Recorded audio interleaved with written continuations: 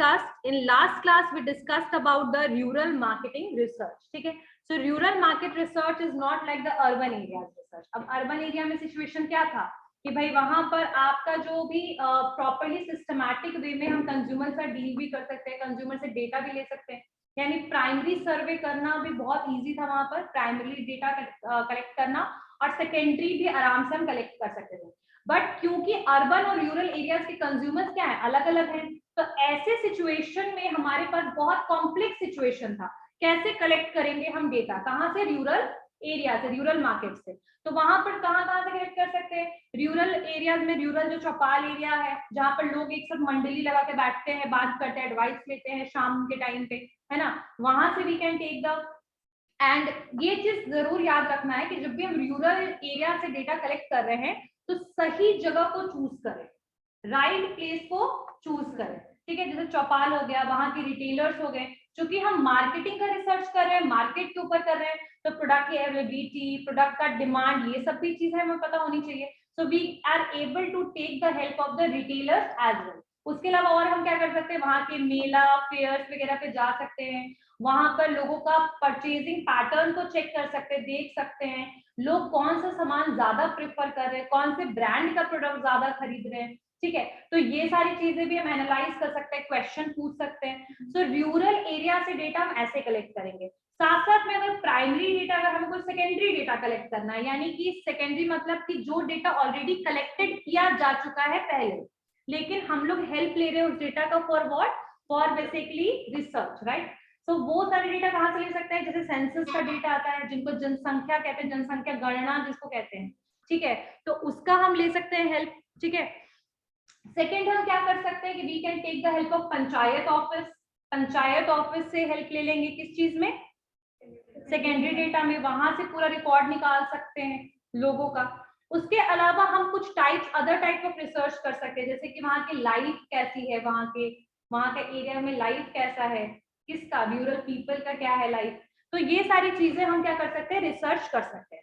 उसके अलावा एक मिनट, हाँ, एक होता है सेमियोटिक एनालिसिस, जो मैंने बताया था शायद, जो कलर वलर जो होता है कि कौन से कलर को प्रेफरेंस ज्यादा देते हैं, ठीक है, सिंबल्स, कौन से सिंबल्स है जो वो प्रॉपर मानते हैं, कौन से सिंबल्स है जिनको अवॉइड करना चाहिए रूरल एरियाज में, क्योंकि वहां के लोग क्या होते हैं, थोड़े सुपरस्टिशियस होते हैं, बिलीफ उनका अलग होता है, कल्चर से ज्यादा जुड़े होते हैं, तो उनके छोटे से छोटी चीज भी कंपनी अगर करेगी तो उनके सेंटिमेंट्स और इमोशंस को हर्ट कर सकती है। तो ऐसे सिचुएशन में हमें बहुत ज्यादा ध्यान रखना है कि हमें पहले सेमियोटिक एनालिसिस करना है, यानी कि वहां के लोगों को कौन सा कलर पसंद है, कौन सा डिजाइन, क्या कौन सा सिंबल चूज करना चाहिए, ठीक है।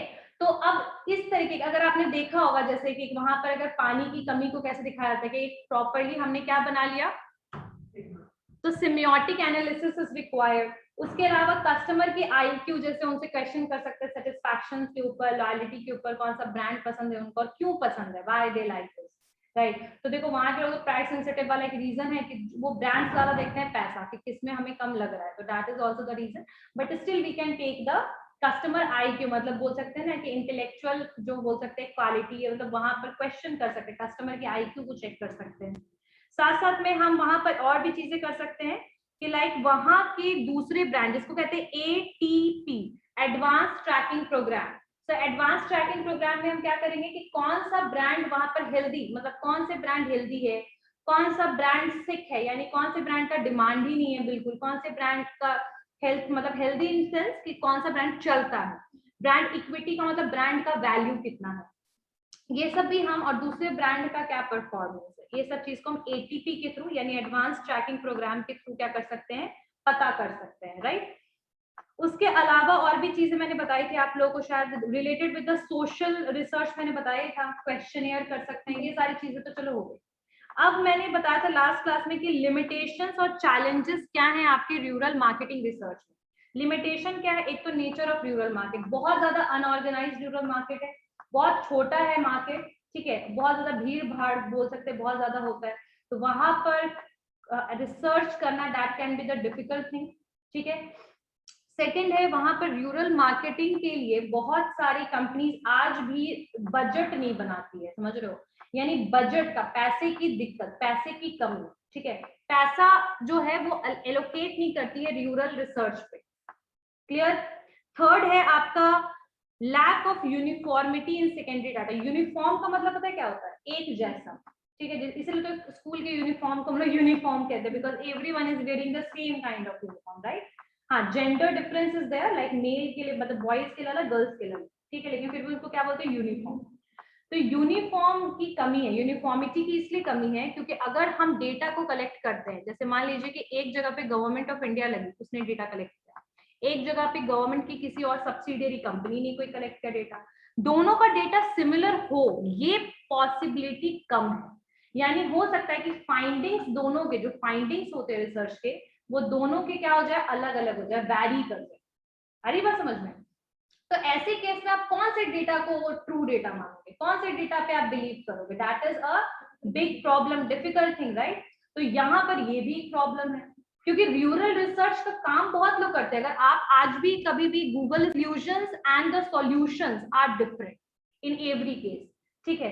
तो ऐसे सिचुएशन में, ऐसे केस पे कौन से डेटा में बिलीव रखें, थोड़ा सा इम्पॉसिबल, राइट। और एक और चीज कि कभी भी कोई पर्सन रिसर्च करता है तो उसमें उसका अपना भी परसेप्शन, अपनी भी थिंकिंग इंक्लूडेड होती है, ठीक है। आप लोग में से बहुत सारे लोगों ने own thinking of the researcher is also included in the research work, so the conclusions are different, so we cannot able to take the uniform data. Next one is accessibility.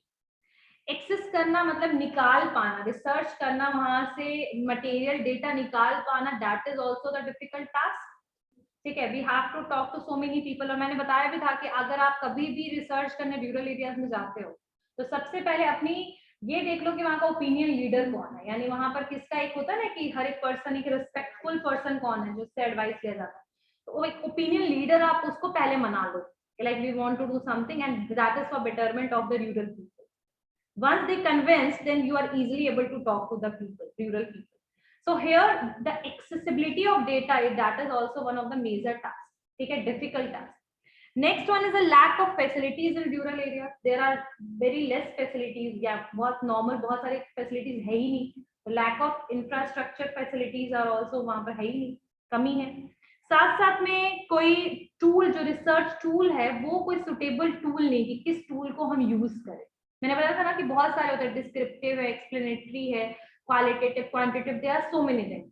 Quantitative में तो मैंने बोला ही था कि product बहुत कम cell होते हैं, तो कौन से प्रोडक्ट का क्या नंबर है सेलिंग का, वो भी फाइंड आउट करना, दैट इज मतलब कोई रिलेवेंट डेटा नहीं है वो। उसके अलावा the sensitivity of rural people, what kind of question you are asking, always remind कि कौन सा क्वेश्चन कर रहे हो, बहुत मैटर करता है। अगर वो सेंसिटिव पीपल है, if you will tell them about anything, ठीक है, कुछ भी ऐसा बोल दोगे, दे विल हर्ट, ठीक है, और उसके बाद they are not going to give the answers of the question. So sensitivity of the rural people, their traditions and the attachment of with the culture, that is something where we have to ask the questions with the by very prudently, मतलब समझदारी से question पूछना पड़ेगा। So sensitivity of rural people is also there, that is also, that can be the barrier, ठीक है, मतलब ये सारे लिमिटेशंस है आपके रूरल रिसर्च में। Now there are something which is said कि क्या dos and don't in the rural market research, क्या करना चाहिए और क्या नहीं करना चाहिए, dos and don'ts in the rural market research, dos and don't in the rural market research, dos and don't in the market rural market research.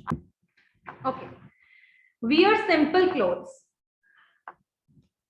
ठीक है, wear simple clothes,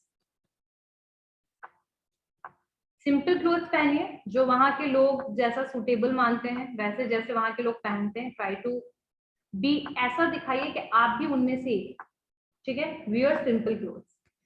Second, familiar with the local language, familiar with the local language or accompany a known person, familiar with the local language or accompany a known person, accompany a known person, यानी कि जब वहां पर आप जाते हैं research करने के लिए, सिंपल कपड़े पहनिए।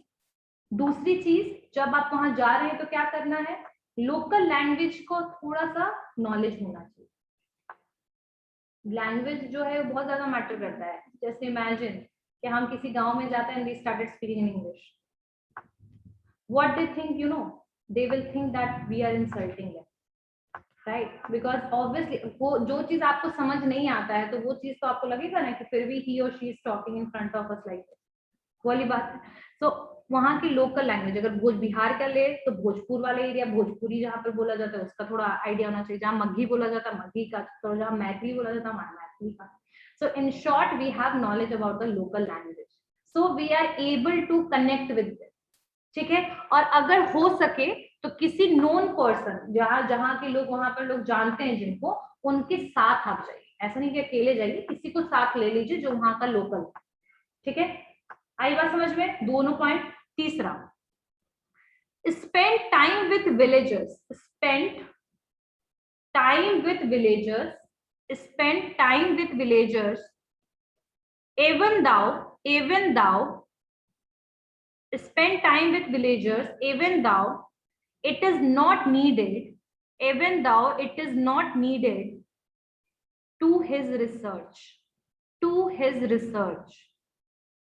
Spend time with villagers even though it is not needed to his research.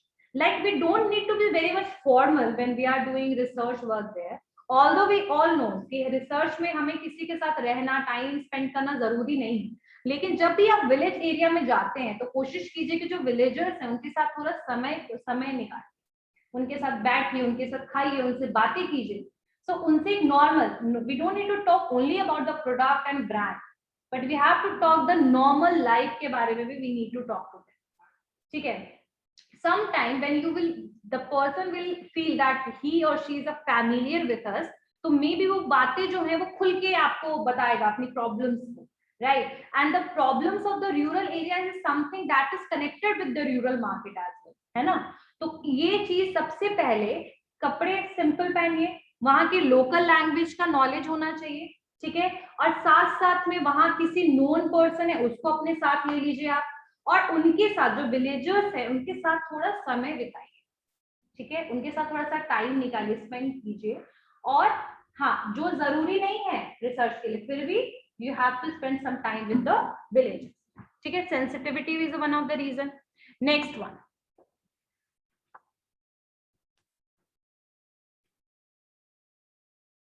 purpose and its benefits. Purpose and its benefit, this is the fourth point. Purpose and its benefit to villagers. Purpose and its benefit to villagers should be explained in order to get correct data.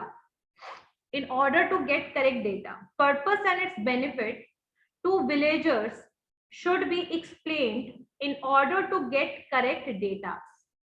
In order to get correct data. ठीक है. अब जैसे मान लीजिए, example है, मानिए कि किसी जगह पे, किसी विलेज एरियाज में, लिख लिया राजवी, छूटा तो नहीं? किसी जगह पे मेडिसिन की काफी कमी है किसी विलेज एरियाज में. ठीक है.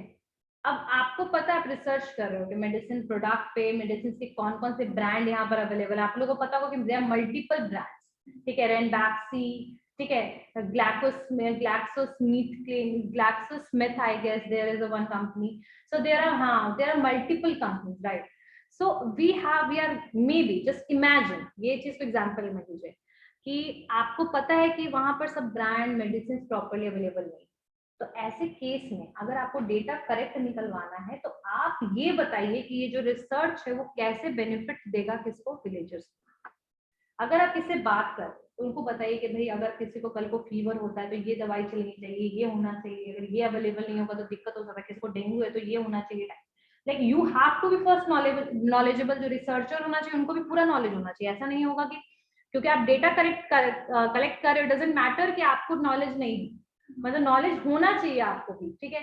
So if you are asking the question, अगर आप कोई भी क्वेश्चन पूछ रहे हो तो उसका वो जो क्वेश्चन है वो बोलेगा ना कि जवाब क्यों दे, why I just need to give the answer, I will not going to give. So first you have to explain that what kind of benefit he और she will get after giving the answer of this, and what kind of benefit this product is going to give you, what kind of benefit you will get when the all kind of medicines will be arrived to your village. So you have to elaborate the point कि क्या क्या फायदे हैं आपको इस research से, तभी वो आपको करेक्ट डेटा मिलेगा, बताएगा। आ गई बात समझ में? कई जगह ओके। थर्ड फोर्थ हो गया, फिफ्थ में लिखिए issue sensitive to respondent, issues sensitive to respondent should be carefully handled, issues sensitive to the respondent should be carefully handled। लिख लिया, issue sensitive to respondent should be carefully handled. इसका मतलब ये है कि अगर कोई भी वहां दिक्कत है, कोई भी प्रॉब्लम, मान लो कि एग्जांपल के लिए मानो, खैर मैं इसको, ही और शी इज शेयरिंग हिज और her pain with you, you have to basically carefully handle that। ऐसा ना हो कि the person he or she is crying in front of you and you will started asking frequently question back to back, right? So you have to be very much careful to whom you are asking the question, that respondent condition is what kind of condition he or she is in, ठीक है, किस condition में वो है। अगर something that is a painful situation कुछ है, कोई issues ऐसा है जो बहुत ज्यादा उनको हर्ट कर चुका है, तो उस चीज को आप क्या कर सकते हैं, रिस्पोंडेंट को क्या कर, मतलब रिस्पोंडेंट के लिए हमें थोड़ा केयरफुली हैंडल करना चाहिए। बहुत सारे ऐसे एग्रीकल्चरल भी आपके फार्मर्स होते हैं जिनके एग्रीकल्चरल प्रोडक्ट जो होते हैं वेस्ट हो जाते हैं, कहीं बाढ़ से, कभी सीजन से, बहुत सारे रीजन है। If we are taking the obviously questionnaires or something, when we are doing the survey work and when we are asking questions, we have to be very much careful with those people who are like कह सकते हैं ना, जो पहले से ही किसी pen से, कोई इशू से बहुत ज्यादा सफर कर रहे हो, ठीक है, तो we have to be very much careful with them, ठीक है, तो केयरफुली हैंडल करना है। क्लियर? नेक्स्ट वन, समझ आ रहा है? Online class, online class. Next point, male researcher should approach a woman through her husband or guardian of the woman। Male researcher should approach a woman through her husband or guardian of the women,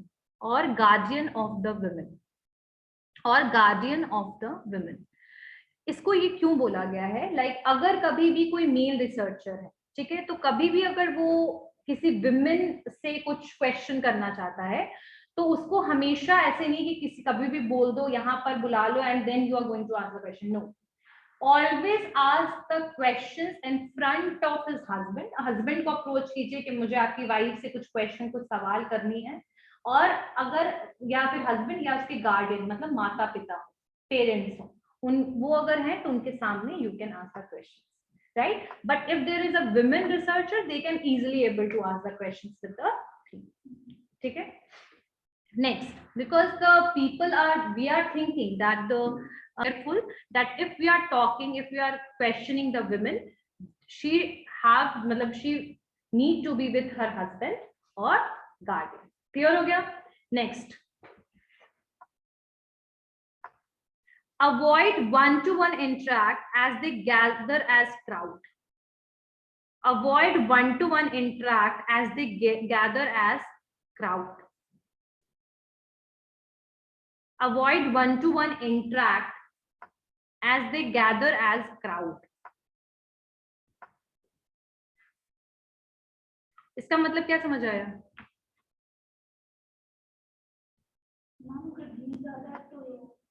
एक से question करना, avoid करना। Good. Actual में देखो क्या होता है कि when there is any small incident happen in the village, the people started gathering, right? So in that case, when you are not able to handle the crowd, in that case you cannot ask the question one by one. First, why? You will never able to get the correct data because everyone was shouting, they were speaking a lot. In that case, there is no mental peace. You will never find the mental peace there. And if you will ask a question to one person, the other people are shouting there, and if other people are speaking there, you cannot able to gather the data properly, right? So try to avoid the crowd, crowd को अवॉइड करने की कोशिश कीजिए. And if there is a crowd, अगर crowd है तो इस ऐसे केस में just ask a question in front of crowd. ठीक है, वो भी एक प्रॉब्लम ही है, because every people will say different things. So for asking one to one interaction के लिए कोई क्राउड में आप मत जाइए, किसी जगह पे जाइए, किसी एक पर्सन के घर जाइए, विजिट कीजिए. You can do this, but never try to ask the question from the crowd, because every person have different perception and they are going to different answers. And if you are within the crowd, agar aap crowd mein, to ek karke if you will ask the question, that can be the problematic thing, right? Next one, next point, researcher always carry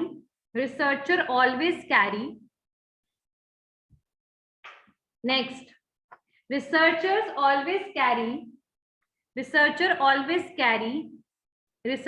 always carry food, water, first aid kit to avoid health problems. Researcher always carry food, water and first aid kit to avoid health problems. What does it mean? कि researcher को हमेशा अपने साथ थोड़ा बहुत खाना पीना, yes Abhijit? Ma'am nothing basic चीज है, एटलीस्ट वो दोनों तो होना चाहिए. और थोड़ा फर्स्ट एड किट रखिए, कल को कुछ तो उसके लिए थोड़ा बहुत हेल्थ फर्स्ट एड किट वगैरह थोड़ा बेसिक चीज रखिए, और थोड़ा खाने पीने का सामान भी रखिए, ताकि अपना हेल्थ को आप बेटर रख सके. हेल्थ रहेगा सही तभी तो क्वेश्चन कीजिएगा ना. तो dos and don't in the rural market research समझ में आ गया. और मुझे लगता है कि क्लासिफिकेशन ऑफ रूरल कंज्यूमर हम लोगों ने, मैंने क्लास में करवा दिया आप लोगों को, कि एक एफ्लुएंट ग्रुप होता है जो कुछ रिच फार्मर्स होते हैं, ठीक है, और कुछ लोग होते हैं आपके मिडिल क्लास जो सबसे ज्यादा यूपी कर्नाटका वगैरह में आपके आते हैं, यूपी कर्नाटका में, और कुछ होते हैं आपके पुअर जो आपके पीपल होते हैं ज्यादातर बिहार एंड उड़ीसा, ठीक है. तो ये आपके इसी हिसाब से affluent group, middle class and poor जो आपका है group, according to that they have purchasing pattern. Like Punjab and Haryana में जो लोग हैं ज्यादातर एफ्लुएंट आपके कौन है, वो फार्मर्स हैं, ठीक है. तो ये आपका क्लासिफिकेशन ऑफ रूरल कंज्यूमर हो गया. प्रोफाइल ऑफ रूरल कंज्यूमर्स पता ही है आप लोगों को, लिटरेसी, इनकम, उसके अलावा आपकी डेंसिटी क्या है, जैसे एक विलेज में कितने लोग रह रहे हैं, पर किलोमीटर क्या डेंसिटी है. ऑक्यूपेशन ज्यादातर लोग फार्मिंग में है, या फिर कुछ नॉन फार्मिंग में भी है, तो वो भी स्मॉल स्केल वर्क में, जैसे कि कोई किसी का पोल्ट्री फार्म है, कोई मछली बेचता है, कोई छोटा मोटा बिजनेस कर रहा है, कोई सब्जी बेच रहा है, लाइक दिस, ठीक है. कल्चर जो है वो ट्रेडिशनल है उन लोगों का, traditional outlook is there. Language English जो है वो लैंग्वेज नहीं है रूरल इंडिया का, याद रखिएगा. हर एक जगह पे अपना लोकल लैंग्वेज है, and they are preferring that. And so in so many areas the people are not able to understand Hindi as well, ठीक है. Like in south when you will go to the village, they are not able to understand the Hindi as well, ठीक है. And there is this problem is in so many places, ठीक है. And the habits, like habits में अगर media habits की बात करें तो ज्यादातर लोग जो है आज भी रेडियो एंड टेलीविजन पे डिपेंड है. They are not using so much social media, but now it is the rural people are using that. But in so many areas the social media से वो काफी दूर है, they are still using the radio and the television and somehow the local languages, newspaper. So this is the basically situation of the rural consumer. Literacy की बात करें, income की बात करें, ऑक्यूपेशन की बात करें, वहां के ट्रेडिशंस की बात करें, या फिर वहां की मीडिया आउटलुक की बात करें, तो that is different from the urban area. तो आई गेस ग्रुप समझ में आ गया होगा. कंज्यूमर कितने में आते हैं, एफ्लुएंट में, मिडिल एंड पुअर, ठीक है. तो एफ्लुएंट में आते हैं आपके ज्यादातर लोग जो आपके आते हैं आंध्र प्रदेश के, पंजाब के, ठीक है, और हरियाणा के जो आपके व्हीट और राइस मर्चेंट होते हैं, यानी ट्रेडर्स होते हैं, वो आपके मिडिल क्लास में आएंगे. यूपी और कर्नाटका के ज्यादातर जो फार्मर्स है वो, और आपके पुअर में आएंगे बिहार एंड उड़ीसा के जो फार्मर्स, ठीक है. Profile of rural consumer clear हो गया, profile of rural consumer clear हो गया, एंड द ग्रुप्स और classification of rural consumer clear. Dos and don't in the rural research clear हो गया. किसी को कोई डाउट है, anyone have any doubt in this topic, dos and don't of in the rural research? Clear है सबको, everyone? कुछ पूछना है किसी को भी? क्लियर हो गया? ठीक है, so we will meet in the next class. Anyone have any doubt? Okay, see you all in the next class.